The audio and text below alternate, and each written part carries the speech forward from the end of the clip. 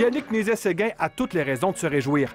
L'année 2018 de son orchestre métropolitain a été exceptionnelle. C'est clair que c'est notre année la plus spéciale, la plus merveilleuse depuis toute l'existence de l'orchestre. Fort du succès de la tournée européenne de l'automne 2017, l'orchestre en a reçu les retombées en 2018. Il a obtenu 6 prix, dont celui de la meilleure tournée internationale du Conseil des arts et des lettres du Québec. Il y a aussi eu des enregistrements pour la prestigieuse compagnie de disques Deutsche Grammophon. C'est sûr que Deutsche Grammophon, pour moi, quand j'étais jeune adolescente, j'achetais des disques de Deutsche Grammophon. Jamais j'aurais pensé qu'un jour, mon orchestre de Montréal, l'orchestre métropolitain, allait être sur Deutsche Grammophon. Il y a aussi la vente des abonnements de saison à l'orchestre métropolitain qui a connu une année record, avec une augmentation de 17 %, passant de près de 1300 abonnements en 2017-2018 à plus de 1500. C'est une conjoncture. C'est que là, c'est vraiment un ensemble de choses qui se mettent en place.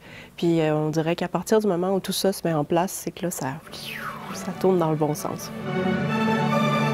Tout cela dans la foulée de l'arrivée de Yannick Nézet-Séguin à la direction musicale du Metropolitan Opera de New York.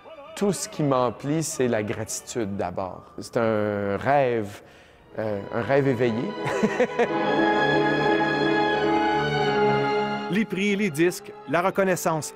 L'Orchestre métropolitain attribue son succès en bonne partie au génie de Yannick Nézet-Séguin. Je veux parler de Yannick parce que c'est lui qui nous ouvre ces portes-là.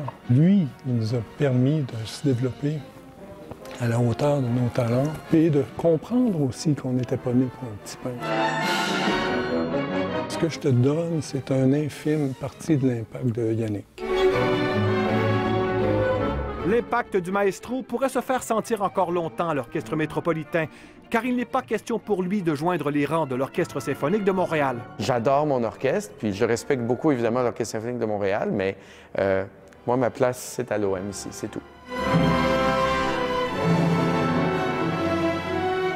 Je pense que ce qu'on a développé ensemble, c'est tellement spécial que je vois pas qu'est-ce qui pourrait se passer qui fasse qu'on veuille se séparer.